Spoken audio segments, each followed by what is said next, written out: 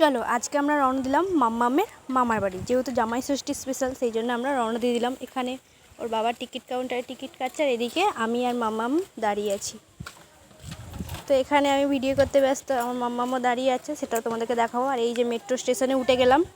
এবার মেট্রো স্টেশনে উঠে আমার মাম্মামের রিয়াকশানটা তোমরা দেখো। একদম চুপচাপ হয়ে শান্ত হয়ে বসে আছে ওর পাপার কোলে।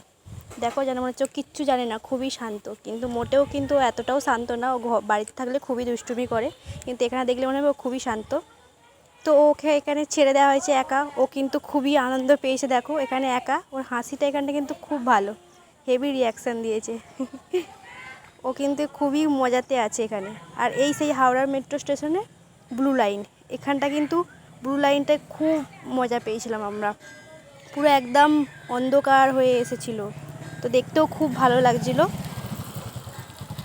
তো এখানে আমরা খুব আনন্দ পেয়েছিলাম। আর মেট্রো স্টেশনে খুব ভিড় হয়েছিল। আর এই যে এখানে ওর পাপার সাথে ও এগিয়ে যাচ্ছে, আমি এখানে পিছনে আছি।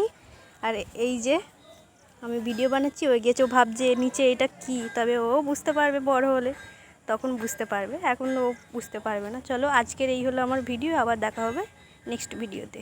Bye bye.